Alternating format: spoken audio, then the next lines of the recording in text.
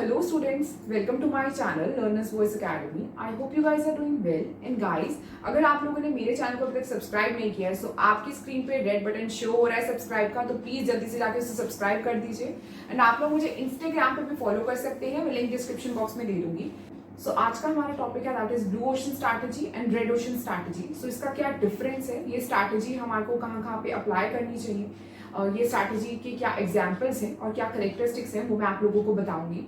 So video को last तक देखना, काफी इंटरेस्टिंग टॉपिक है ये।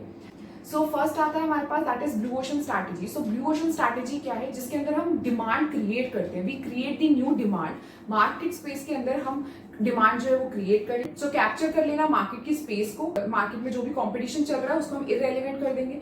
देन इसके अंदर आता है कि हम जो है इनोवेशन करते हैं, वैल्यू इनोवेशन करते हैं कि हमारे कस्टमर्स को हम बेनिफिट, जो उसको बेनिफिट हो वो प्रोडक्ट्स देते हैं, ठीक है, सो दैट कि वो हमारे पास ही आए। इनोवेशन होती है, क्रिएटिविटी होती है बहुत ज्यादा, और एग्जिस्टिंग इंडस्ट्रीज जो है वही इंट्रोड्यूस होती है। वैल्यू इनोवेशन होती है, इनोवेशन एंड क्रिएशन होती है, न्यू मार्केट क्रिएशन होती है। सो ब्लू ओशन स्ट्रैटेजी के अंदर यही होता है। अगर इसका एग्जाम्पल मैं आपको दूं जो आप कभी भी नहीं भूलेंगे, जैसे कि डिमांड को क्रिएट करना।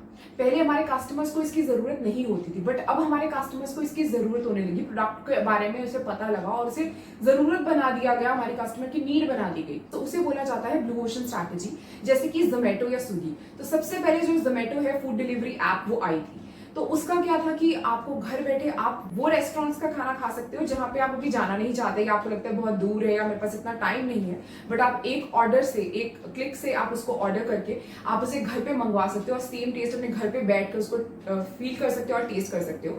सो ये सारी चीजें जो है प्रोवाइड की थी जोमेटो ने।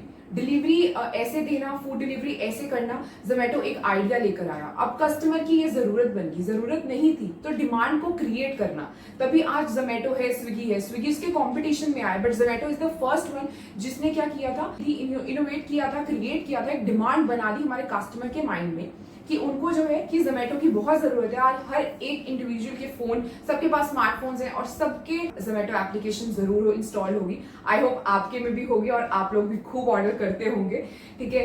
सो नेक्स्ट आता है हमारे पास रेड ओशन स्ट्रैटेजी। सो रेड ओशन स्ट्रैटेजी क्या होती है? रेड ओशन स्ट्रैटेजी होती है जिस market is already established. In this case in red ocean strategy market already establish होती है, ऑलरेडी उनकी सारी चीजें डिसाइडेड, उनकी हेड टू हेड बैटल होती है। ब्लू ओशन में क्या था, हम किंग थे, हमारा सारा ओशन था, हमारे को हम ही क्रिएशन कर रहे थे, हम ही सारी चीजें कर रहे थे। बट इन रेड ओशन क्या होता है, ऑपोजिट हो जाता है कि हमारे पास लिमिटेड से एग्जिस्टिंग जो कंपनीज हैं उन्हीं के साथ हम बैटल कर रहे हैं, हेड टू हेड बैटल चल रही है हमारी। एग्जिस्टिंग मार्केट्स हैं ऑलरेडी, अगर हमें कंपिटिटिव एडवांटेज चाहिए उनसे तो हम क्या करेंगे कि हमारे को हमारे प्रोडक्ट को उस अकॉर्डिंग बेचना होगा कि हम सारी मार्केट को कैप्चर करें। अब इसका एग्जाम्पल दूं, जैसे कि मिल्क प्रोडक्ट्स हो गए। सो मिल्क प्रोडक्ट्स कैसे हैं, जैसे कि वेरका हो गया, अमूल हो गया, या फिर मदर डेयरी हो गया। सो ये सारे के सारे जो भी मिल्क प्रोडक्ट्स बनाते हैं, कि 3 तरह के अपने टाइप्स बनाते हैं, एक रेड पैकेजिंग आती है, ग्रीन पैकेजिंग आती है। सो उसमें क्या है कि जो इनके रेट्स होते हैं वो ऑलमोस्ट सेम होते हैं, तो प्राइसिंग स्ट्रैटेजी जो होती है वो ऑलमोस्ट सेम होती है, क्योंकि ये ऑलरेडी एग्जिस्टिंग मार्केट है और इन्हें पता होता है कि ये वो प्रोडक्ट होते हैं जो ऑलरेडी कस्टमर को चाहिए होते हैं, तो ये वो प्रोडक्ट होते हैं और इसी में कंपटीशन चल रहा होता है, एग्जिस्टिंग मार्केट के अंदर ही कंपटीशन चल रहा होता है, सो दैट वो ज्यादा से ज्यादा मार्केट स्पेस को गैदर कर सके।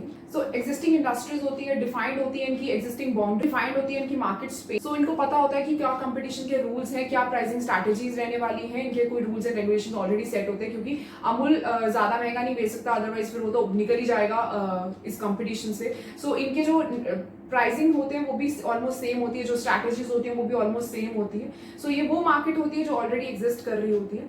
सो अब आप लोगों को आई थिंक क्लियर हो गया होगा। मैं आपको एक बार फिर से एक्सप्लेन कर देती हूँ। जो ब्लू ओशन स्ट्रैटेजी होती है उसके अंदर हम क्या होते हैं, हम किंग होते हैं, हम क्रिएट करते हैं, हम सारी डिमांड को लेकर आते हैं एंड हम ही नहीं इनोवेशन करते हैं। बट इन रेड ओशन हम एग्जिस्टिंग मार्केट के अंदर ही कंपटीशन कर रहे होते हैं, एग्जिस्टिंग मार्केट के अंदर ही वही हमें रूल्स फॉलो करने होते हैं, ऑलरेडी हमें जो कॉम्पिटिटिव रूल्स हैं हमें वो फॉलो करने होते हैं, जो इंडस्ट्रीज बाउंड्रीज होती हैं कि हमें इससे ज्यादा हम नहीं कर सकते, तो ये सारी चीजें होती हैं रेड ओशन बाउंड्रीज में। सो अब आपको डिसाइड करना है कि आपको कौन सा, अगर एज अ बिजनेस अपना स्टार्ट करना चाहते हैं तो आपको क्या करना है, एक नई इनोवेशन लेकर आनी है या एग्जिस्टिंग मार्केट के अंदर ही वर्क करना है।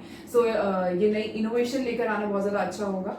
सो आज के लिए इतना ही, और आई होप आप लोगों को ये कंसेप्ट जो है वो क्लियर हुआ होगा। अगर आप लोगों को कोई भी डाउट तो आप कमेंट सेक्शन में कमेंट कर सकते हैं, मैं उससे जरूर आंसर करूंगी। And thank you so much.